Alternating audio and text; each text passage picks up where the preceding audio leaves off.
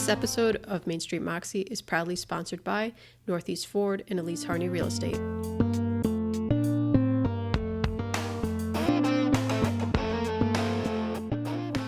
Hey Mary, how's it going? It's going really well. The sun is out and we have a great guest today. You should be excited. Your friend of over 20 years. Susan Gibson. Yes, we met when we were both living in London, and Susan is a very Moxie-filled human being, and she has lived a life of service to others in her work and in her volunteering for longer than I've known her. So she went to Bangladesh and trained in microfinance under Professor Muhammad Yunus, who is a Nobel Prize winner. And she brought microfinance as a consultant to other countries as a technical consultant. And then she became a career volunteer in terms that her volunteer service was her job. Mm-hmm. And she treated it as such. And she has been on the board of the Thomson Reuters Foundation. She was on the board of the International Rescue Committee. She was the vice chair at the Carter Center UK board, and she was co-chair of Human Rights Watch London Committee. She's Canadian, so you know she's super nice. Hey. And she's written a book called How to Be an Amazing Volunteer Overseas, Rules of the Road, Stories from the Field. She has written that book as a go-to guide for anybody who wants to volunteer. And she has an amazing website to accompany it. And that is www.amazingvolunteer.com. That's interactive and has lots of tips and resources. So we are going to welcome Susan. Fantastic. Can't wait to talk to her.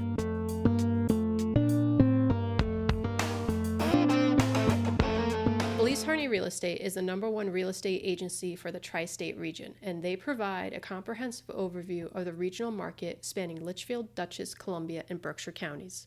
Elise Harney Real Estate serves 40 unique communities with 35 years of experience. They have a team of knowledgeable real estate professionals to work with you to buy or sell your house. Their offices are located in Salisbury, Millerton, Norfolk, Falls Village, and Riverton, or you can visit them online at www.harneyrealestate.com. Susan, welcome. Thank you so much for joining us. It's really a pleasure to be here. So we always start off asking your definition of Moxie. So how would you define that? I had never heard this term before. Oh, interesting. Yeah. They don't have it in Canada? Well, I've been living in England for the last 20 years, and I've never heard anybody use this. So I had to think about that, and I listened to a couple of your other episodes. And I like the term a lot. Mm-hmm. And I thought, to me, it means taking initiative. Mm-hmm. And doing something when you don't know, and having the energy to see it through, even when it's not going exactly the way you thought. So I like the idea a lot. And then I thought of who had Moxie that inspired me. Mm-hmm. And I'm not sure if you'll know the reference, but I am sure Mary will. Okay. 1970, the Mary Tyler Moore Show. Yes. And Mary Tyler Moore came on the scene with a television program about a single woman who was 30 years old who was not married. This had never happened before in television. And I was 9 years old, and we just thought Mary Richards was the name of her character. She moved to Minneapolis to be a journalist at a television station with a really funny anchorman and a crazy cantankerous boss. And I thought this woman was amazing. I thought she's just getting up and doing exactly what she wants to do. She's not conforming to any societal norms that maybe have been imposed on her when she was growing up. I just thought she was great. She had a big M in her studio apartment, and I got an S as soon as I could because I wanted to be Mary. Right. I wanted to do that. Yeah. I didn't know what I wanted to do, but I liked that she figured out her budget, and she figured out, can I do this on my own? Everything was, can she do this on her own? And the theme song was, you're going to make it after all. And, how are you going to make it on your own? And then it turned out, well, you can make it on your own. And I thought that was amazing. And, as a woman in that era, in the 70s and 80s, she was a great role model, and she had Moxie. Definitely. The hat toss. So for my 40th birthday, I was living in New York, and I was still, just glad you mentioned that, because I had moved to New York. I didn't know, I was 32, 2 years older than what Mary would have been. And I didn't know how I was going to make this work. I started this career in microfinance, which was totally different than what I thought I was going to do in my 20s. And so for my 40th birthday, I was not married, and I wanted to have a big celebration, just to bring my friends together. Yeah. And so I had a friend take a picture of me in Times Square throwing up my hat, because at the beginning of the intro to each episode, she threw up her hat. Okay. And so I emulated that. And when we were doing this photo shoot as a photographer friend, everybody was like, "Go, Mary!" Everybody knew that this was an iconic thing. Yeah. And so I took the picture and put it on an invitation and said, "Oh, my stars, I'm turning 40." And then my husband actually proposed to me at the 40th birthday party, and I'd met him 6 weeks earlier. Oh, wow. So it was one of those, crazy instances, but that was not the goal, to get engaged. It just happened to be an engagement party at the same time. But I threw up the hat just the way that Mary Tyler did. And did you say yes at the party, or did you make him wait? I said yes. Yeah. I was surprised. He's a great guy. He's a great guy. It was a bit surprising, I have to say. And then I called my mother, who did not come to this big party, and said, "Mark proposed." And she said, "Well, that's nice, dear, but did the guests like the food?" Did they? They did. Okay. It was good fun. So you emulate Moxie. I mean, I feel like, knowing you for the past 20 years, you're all about Moxie. And through your work, helping others, creating a platform for others to manifest their Moxie. So I want to draw attention to your new book. Thank you. Which is called How to Be an Amazing Volunteer Overseas, Rules of the Road, Stories from the Field. And it's about your career of international involvement on the ground with different organizations as a volunteer and an employee. And I just want to state that all the proceeds of this book are going to organizations, nonprofits around the world dedicated to education. Correct. So I want to go back to that term microfinance, because one of the people who actually wrote the foreword to your book is the Nobel laureate Dr. Muhammad Yunus, who you have worked with and for. And can you explain what microfinance is and how it allows others to develop their own Moxie? Sure. First of all, Professor Muhammad Yunus has Moxie. Yes. I mean, this guy is incredible. And he is by far has had the most influence in my thinking. And if I could just back up to how did I end up in Bangladesh with Professor Muhammad Yunus?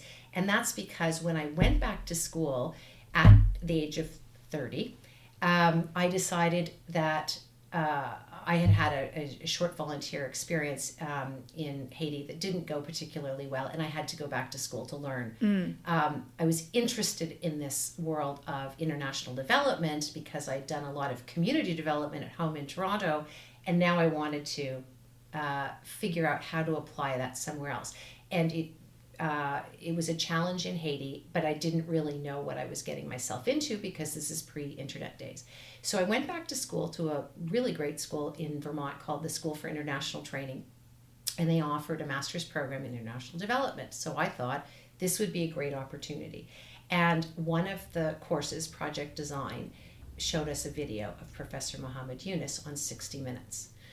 And at the time, he was relatively new on the scene in this field called microcredit, which now involves savings components as well. So it's not just microfinance, that's all microfinance, not just lending, it involves savings. So I saw this video of a Bangladeshi economist who was making loans to poor women. And since I'd had a banking background, I thought, what a great idea. He had poor clients, but they had the capacity to repay. They just didn't have any place to borrow money from except from a money lender. So I was very interested in what this man was doing, because he wasn't providing charity. He was providing access to credit so that people could earn income for themselves and be able to support their families. And he couldn't figure out, why were they all poor if they were working so hard? Right. They didn't have access to working capital. And this is a common theme around the world. Where there's a lot of poverty, it's usually because they don't have access to the resources that people who have, are in middle and upper classes do. And so you're beholden to money lenders. And it's impossible to get anywhere when you're paying extortionary rates of interest. And so he created micro lending programs. How do you make sure that people who need the money get the money and then pay it back, and then you continue to provide credit to them? So that's how I ended up there, because I saw him on a television program and I thought, I want to go there. That's what I want to learn how to do, because it made perfect sense to me. He was treating women with great dignity and respect with business terms, and it made perfect sense to me. So I said to a couple of classmates, I really want to go to Bangladesh now to do we all had to do an internship as part of the degree. And, people weren't sure about that. But I said, we'll all find internships there. This is a great place to go. I didn't really know much about Bangladesh, but I decided that was what I was going to do. And when I get an idea in my head, I'm going to make it happen. So I convinced a couple of friends, well, actually 3. We all went off to Dhaka via Thailand. And we had a Bangladeshi classmate who helped us find an apartment. And I had written several faxes to Professor Yunus and saying, I've seen this program and I'd really like to do my internship, and I'd like to help in any way I could. Never heard anything back, because it was the day of the faxes. But I decided that if I showed up, that I could get myself an internship. So I also convinced these other classmates this was a really good idea, and somehow everybody came along. So we all show up, and then I don't really care what they're going to do. I just knew what I wanted to do. And so we all arrive in Dhaka, and I get in a little baby taxi, they're called. They're like a tuk-tuk, a 3-wheeled motorized vehicle, and went off to Grameen Bank's headquarters. And I said, I'm here. I wrote some faxes, and I thought I could be helpful in some way, but really I'm here because I want to learn about what you're doing.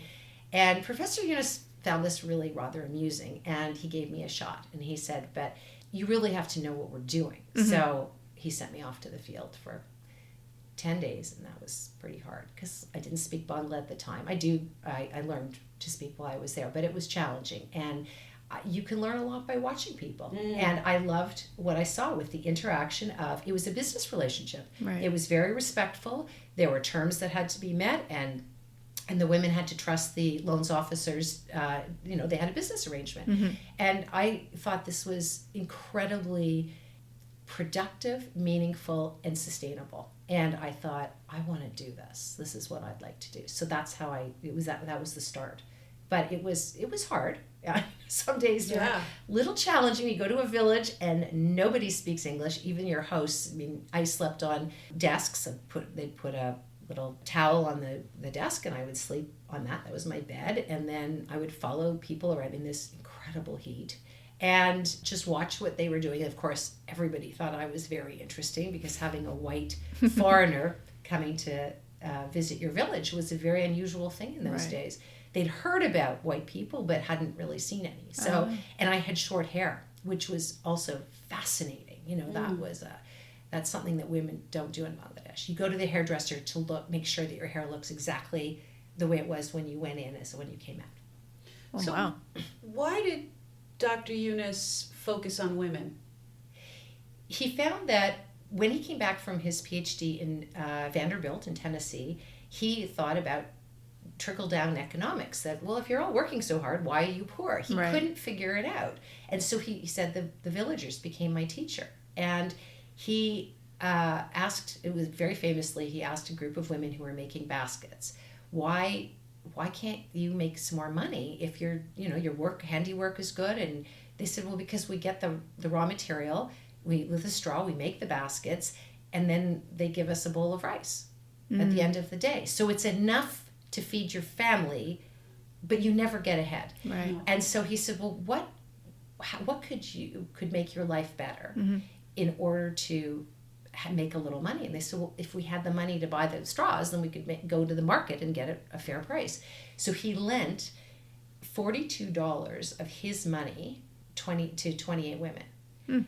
And they all paid it back, of course. That's the story. And he thought, well, why wouldn't banks lend the money if they're just working capital? And he went to a bank and said, why can't we figure out how to make this work? And they said, well, you can't lend money to poor women. I mean, who would do that? And he said, but they all pay it back. Right. And they said, well, they're not credit worthy. And he famously said, the banks aren't people worthy. And he was an entrepreneur. He was not a banker.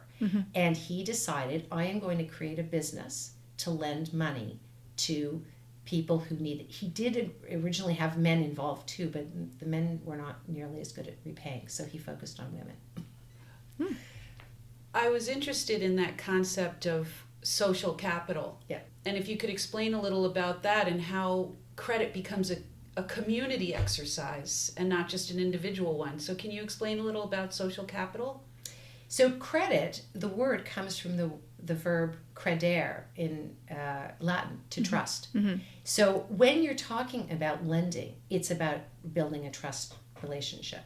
And collateral is simply psychological. When you're a lender, I used to work at the Bank of Nova Scotia, you never want to take possession of the collateral you've taken. It's just psychological. It's just, I've got this thing over you until you pay me back. Right. And so when people don't have something they can use as collateral, use social collateral. And that's what was called the group guarantee mechanism.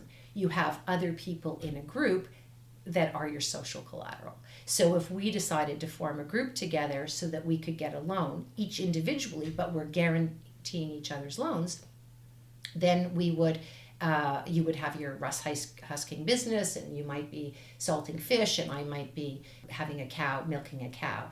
And I know that you're good for your money because I'm guaranteeing that you're going to pay back. And if you don't, I have to pay your payment.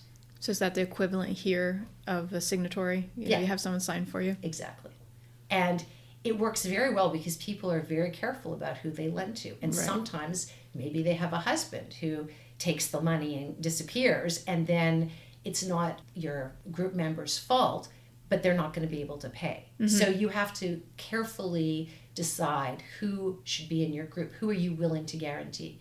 And that's how that mechanism worked, that it was a social guarantee. And it was very successful. And I implemented it with that model in, I don't know, about 25 or 30 other countries. And it works very well in marketplaces. It's very common.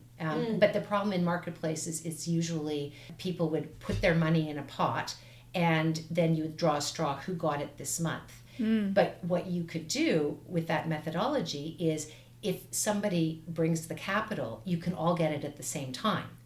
So so you don't have to wait. It's the same idea. It's in every marketplace I ever visited, and I worked and volunteered in about 70 countries, and it's everywhere. Everybody knows about this concept. So you're just formalizing something that's in the informal sector. So was that the start of it? He started it in Bangladesh? Because I've He heard did. it through this, heard about this through many years and through many different contexts. 1976, he started what became Grameen Bank. Gram just means village in Bengali. Oh, okay. Yeah, so it's just Village Bank. And he created that concept in Bangladesh, but it turns out it's in many marketplaces around the world. So people resonated with it. They thought, we could make it work there. But that's why he became the pioneer of the world of microfinance, because he formalized it. And then people could adapt it accordingly in each culture. Right. And it works everywhere, regardless of religion, ethnicity, race. People understand this concept of a social collateral. It transcends. Yeah. So what did you, after he sent you to the field, Yeah. you had to learn, and then what did you do after that? So I was there for 4.5 months. I found it pretty tough going, I have to say. I did learn Bangla, not very well, but enough that I could ask people about their cows and whether, if I wanted chicken for dinner or what have you. And then I came back to Canada, and it just so happened that there was an opportunity at the Bank of Nova Scotia where I had been, and they were interested in what Professor Eunice was doing. So I was able to convince them that we could do something together, and I needed to do a practical part of my master's program. So I created a program for the Bank of Nova Scotia in Guyana, a micro-lending arm at the Bank of Nova Scotia in Georgetown. And we set it up as Scotia Enterprise, and it's still going. It's the same methodology, same principles in the marketplace. So it's great. So I did that, and then the bank wasn't really interested in rolling that out into other... they didn't feel that was their role. It's a commercial bank, and they thought, well, you don't make a lot of money at this. Right. You don't lose money at it, but it's hard to be... When you're lending to lots of poor people, you have to make many loans. But giving lots more money doesn't solve problems necessarily. And so you want to make sure you cover your costs, but I wouldn't say it's a great income earner necessarily, but it's a great way to invest in your community. At the time, they weren't ready for that. And so I ended up going to the nonprofit sector, and there was a lot of money available from USAID and other donor governments to invest in microfinance. So I ended up being a freelance microfinance technical assistance provider. And so I would get sent by Save the Children to Lebanon, and then I'd go down to Mozambique, and then I'd work for Catholic Relief Services in the Balkans, and I worked for Women's World Banking and in Southern Africa. And so I got to see the world, and it was an amazing career. I loved it. Loved every minute of it. All because you just decided to show up in Bangladesh.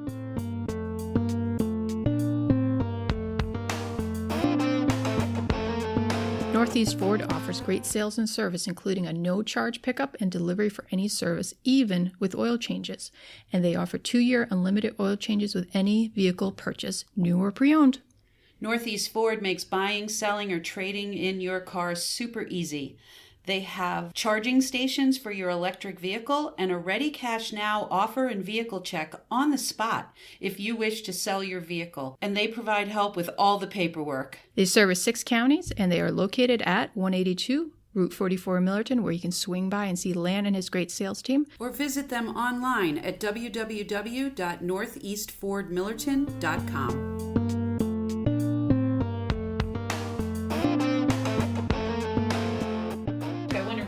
In Dr. Eunice's foreword in your book, I want to make very clear that these people that you admire are no different than you. In many cases, you may be in a much better position than they had been. The difference between you and them may lie in a small detail. They took one tiny step, one small unnoticeable step, in a direction different from their everyday routine steps. The departure from the routine made this big difference. A slight change of direction over the long haul makes you reach a destination 1,000 miles away from your original destination. That's Professor Eunice. But I feel like that's Moxie. That one small step that you just had the courage to take one step, open the door to other small steps. And I feel like that kind of typifies your experiences and Moxie. And also allowing, Thorne and I were talking yesterday about poverty. And we were talking about, I guess, is it the difference between absolute and relative poverty? The poverty that you've seen internationally is very different from poverty in a developed country. Can you comment on what Moxie looks like and this mentality of, well, if they would only pull themselves up by their bootstraps, they would be fine, or, it just takes effort. What does that mean in a developing country? Well, if you don't try every day to feed yourself, nobody's going to look after you. So it's a matter of survival. And that's why having some kind of programs to provide support to help you actually raise up out of poverty. And that's what I loved about the whole concept of microfinance. It's not patronizing in any way. It's respectful. Those who are involved in the process of providing, you have a job to provide loans, you're reliant on providing good service to your clients. It's client-based lending. The problem with a lot of donor development type programs is they were very top down. We are going to give you this, and then the beneficiary was always supposed to feel gratitude. This is a business solution to a social problem. And that's what Professor Eunice is all about, is how do you solve social problems with businesses? But to answer your question more about poverty, it's, providing opportunities. I mean, that's what it is, because in many places, it's very hard to get access to opportunities and resources so that you can improve your lot in life. And wherever I worked, I mean, you try not to think about it too much about how difficult this life is for many people, Right. because you'll become you become so desperate, thinking it's so unfair, and it is terribly unfair. But what can you do about it? If you can be an intermediary, somebody who provides resources and support, and be a cheerleader to grassroots people who are trying to figure out how to solve local problems. That's where I got really interested in this whole idea of, I am going to go and help someone somewhere else. Forget that. It's, what can I learn from people doing things locally who are tackling their problems? Right. What do I know about their problems? We don't know about them. And I think this whole idea, and that's partly where the book came from, is what can I do to learn from people who are in a country that I don't know, but how can I support that person in tackling those problems? And I think the old model was very much, I'm going to go and help them solve their problems. And I think it's, what can we learn to help them solve their problems? Right. It's a big distinction, and it makes a huge difference. But it also means you got to check your ego out of this. It's not about you. Right. It's about, how can you be supportive to local people? And somebody like Yunus, I mean, he's on the international stage, but he's a local Bangladeshi man who came up with a solution to address poverty alleviation. And I think that's really interesting, because it keeps people's dignity intact, and it makes them an agent of their own change.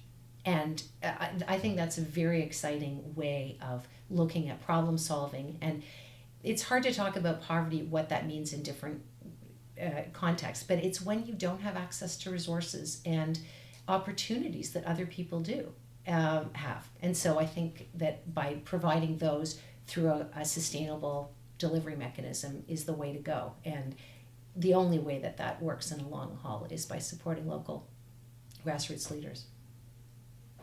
Because Mary and I were talking yesterday when we kind of, I guess, went to the basics, like how do you define poverty? And coming from a first world country, what do we know unless we've been there, which I haven't personally. I don't know about Mary, but no. I've only seen it on TV. So when we were talking about it, and I said to Mary, wait, is it, because American poverty is very different from the type of poverty that you've seen and dealt with.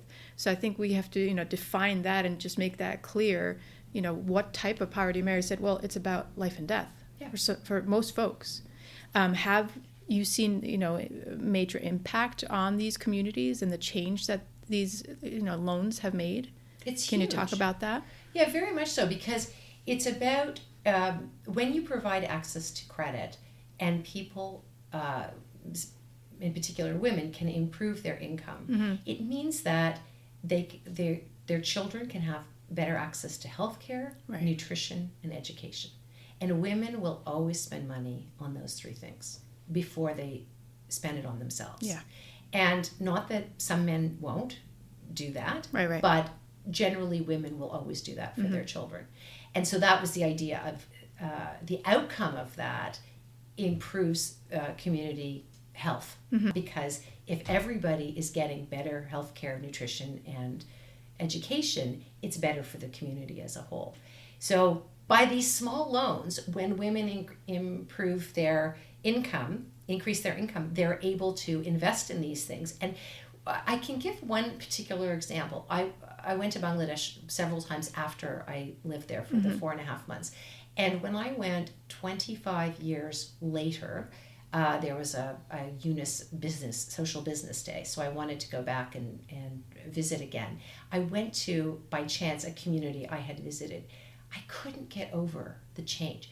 It was still poor, but instead of mud huts, they had a proper roof rather than just a corrugated iron roof. They had solar panels rather than kerosene.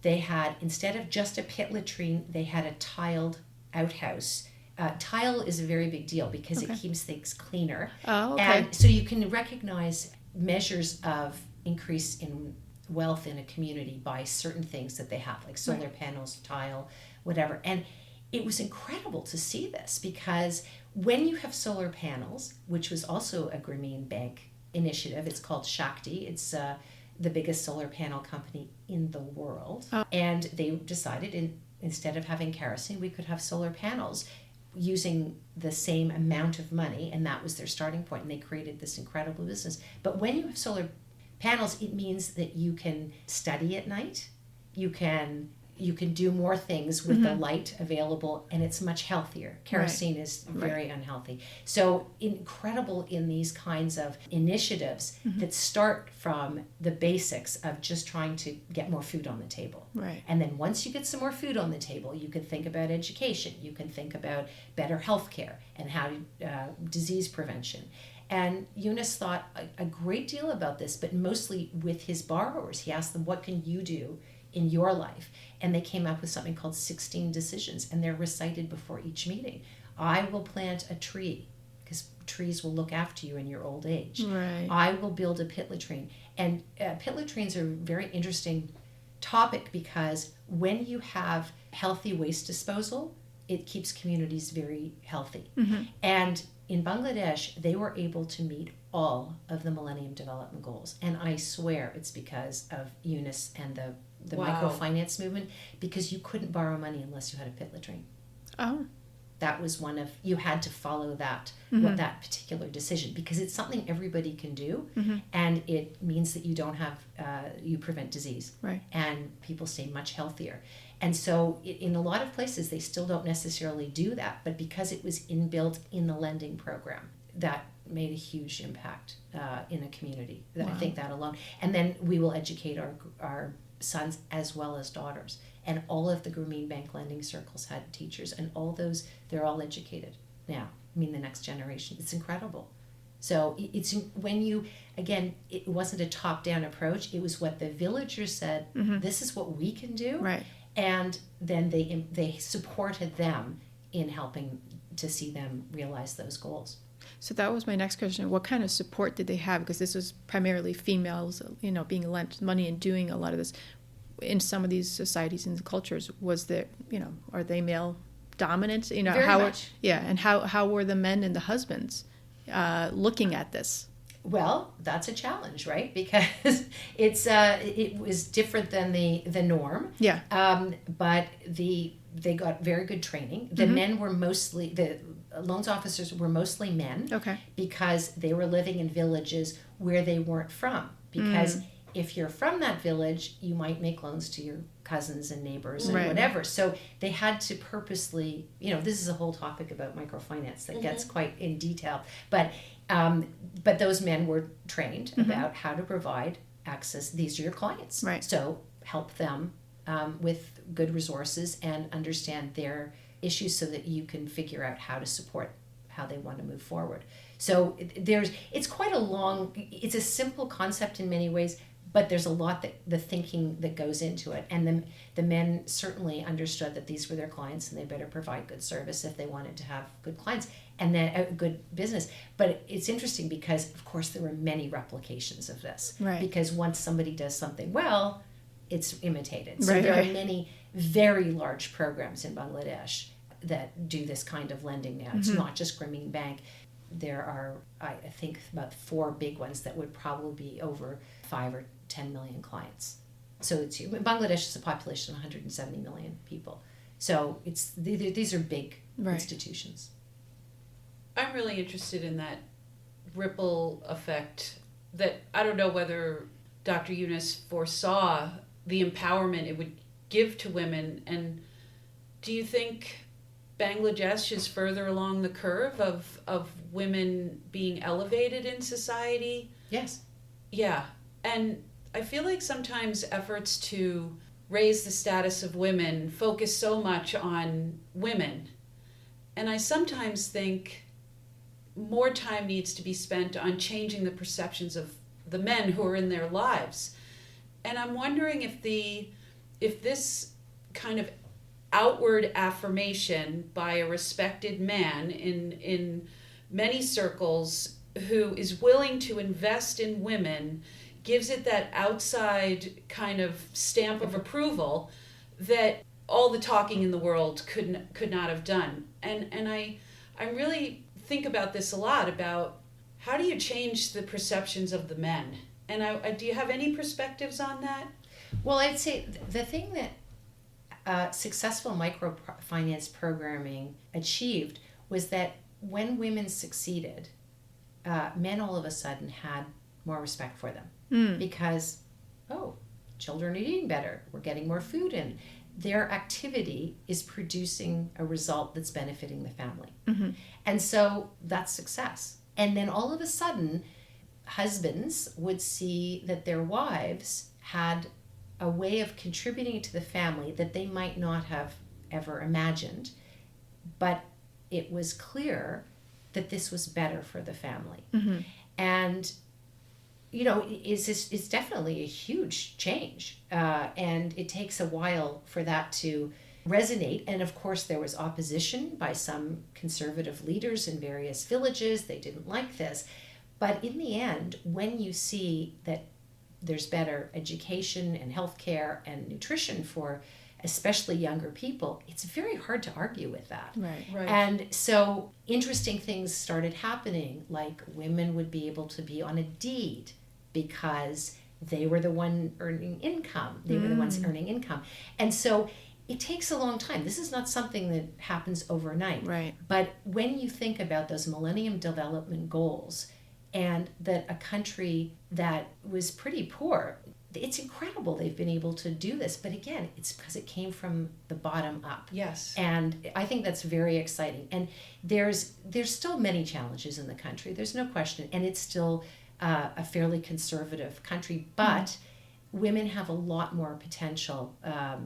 They have a lot more chance to achieve their potential, I think, by the implementation of these kinds of programs, because people know, oh, I've seen that done in another village, and I've seen what has been able to be achieved. And so just by letting that, without necessarily heralding it so much, it's just clear when people are healthier and able and more educated, you can achieve. I don't know whether I'm right or wrong in this thinking, but I think that moral gains are made when there's an economic component that clearly points to going in that direction. Whether it's women's rights or whatever, that when it makes economic sense, that's when change occurs. Right. Absolutely. So I want to shift back to the United States. Mm-hmm.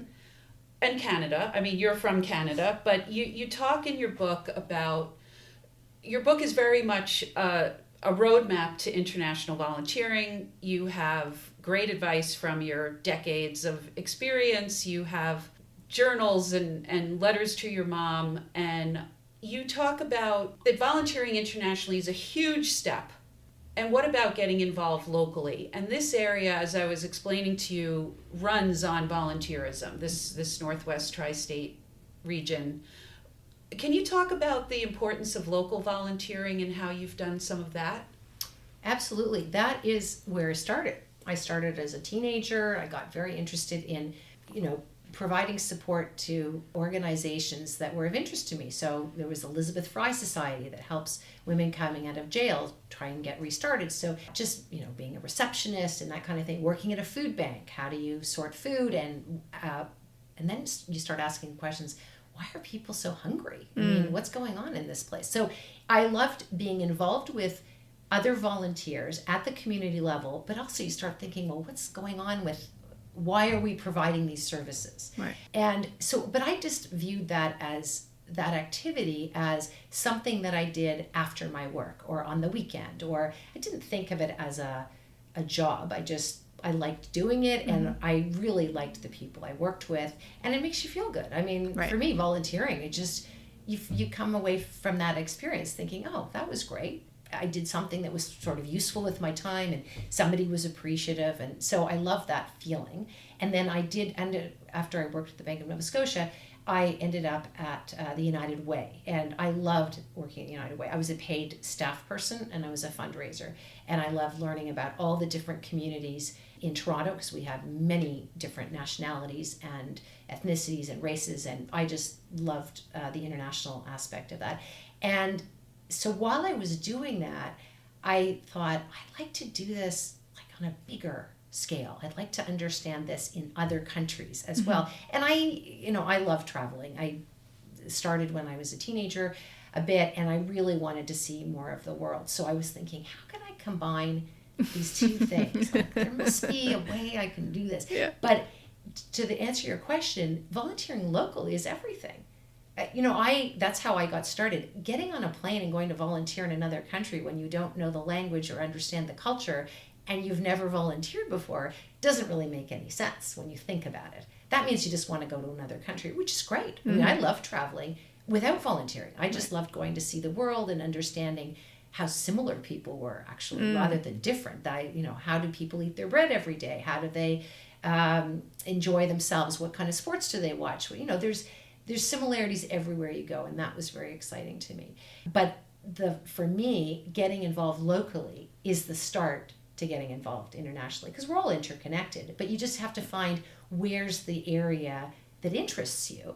And because I like traveling, I really wanted to go out and see the world. And I found that by offering to not be a burden and try to be of some assistance, but I was really going to learn in all of these places, and that became the focus of the book, is you can't really help very much in another community when you don't understand the culture, the language, and anything else. And also, they're not your problems. They're problems in another place. So you can only really try to assist as a catalyst, team builder, fundraiser, but it's not for you to solve those problems. And I quickly realized that when I went to Haiti, I was in a situation where people were imposing their ideas of what to do. And I realized it just didn't sit very well with me, because I thought, well, why aren't we talking to Haitians? Like, aren't there? And so even though I didn't really understand the concept of participatory development at the time, that's when I said, I got to go back to school to learn about this. And that's how I ended up in Vermont at the School for International Training.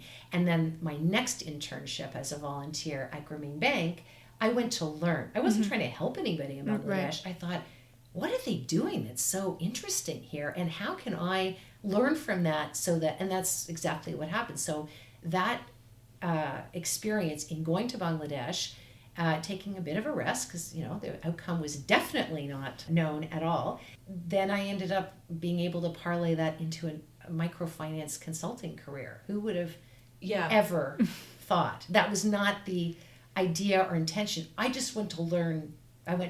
Right. And it turned into this amazing career, and long-term friendship with Professor Yunus. I still keep in touch with him. I just marvel at how he just creates businesses after business to tackle social problems. He's got more than 55 large businesses that address social problems. Wow.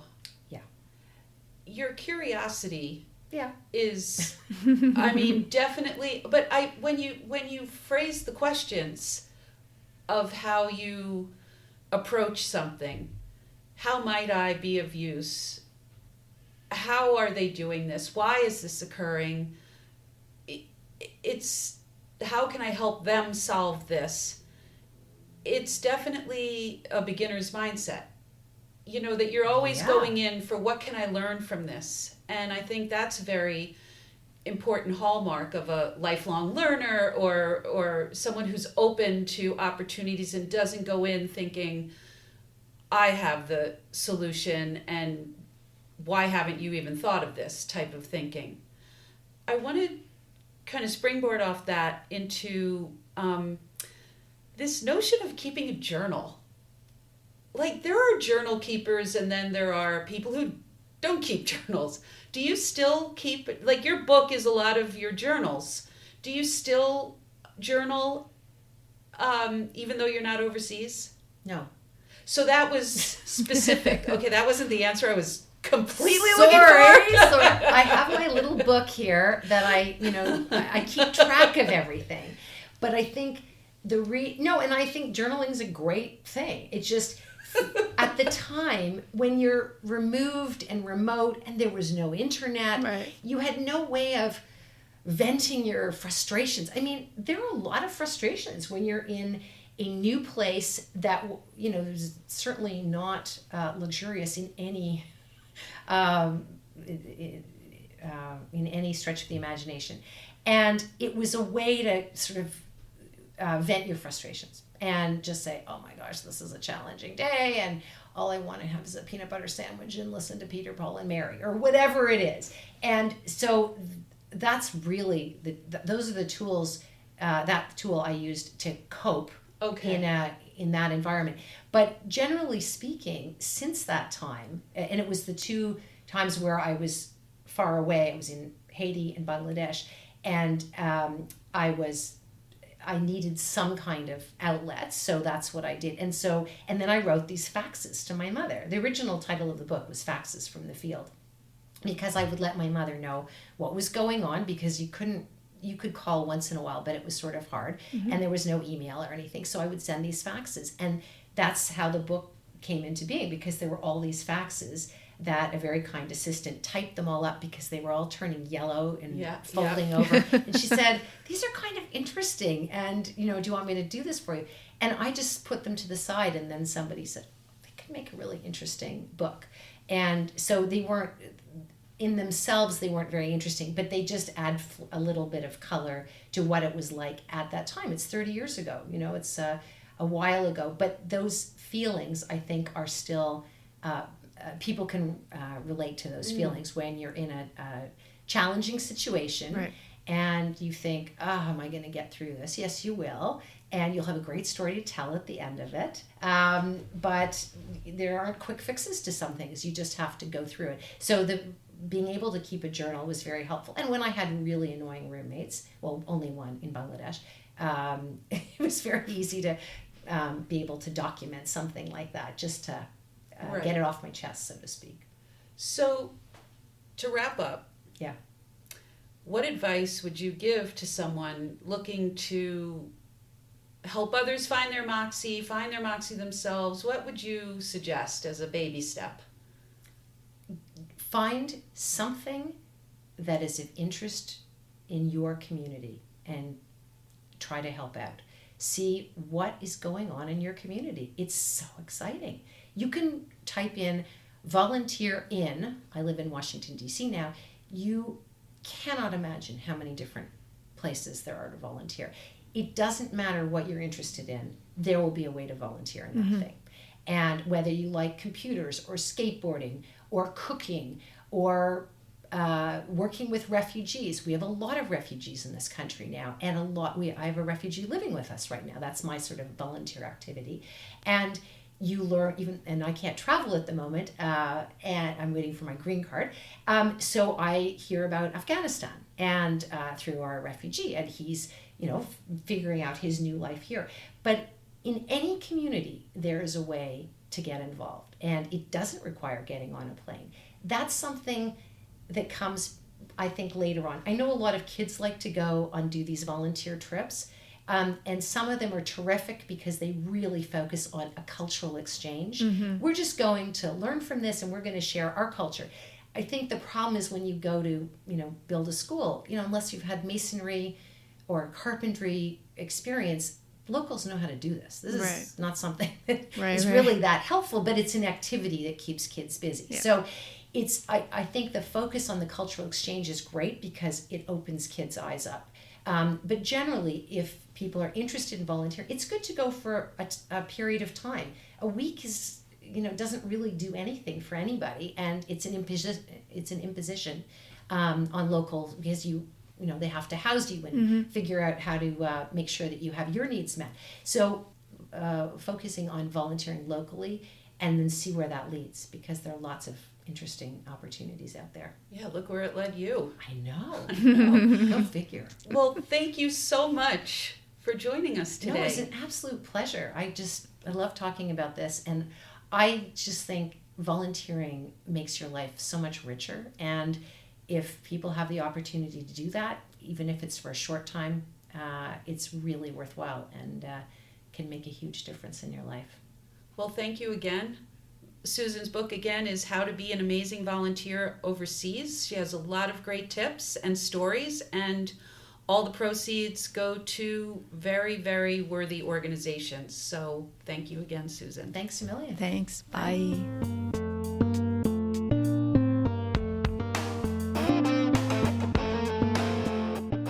Well, Mary, I really had a lot of fun talking to Susan, getting to know her. She's so charismatic, and just the things that I'm taking away personally, I hope our listeners do the same and consider making a difference in whatever way they can with their levels of expertise or hands-on experience, and just looking at the world around them.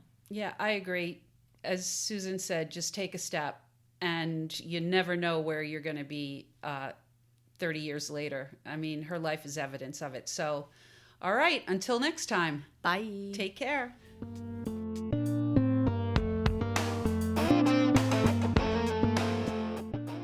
This episode of Main Street Moxie is proudly sponsored by Northeast Ford and Elise Harney Real Estate.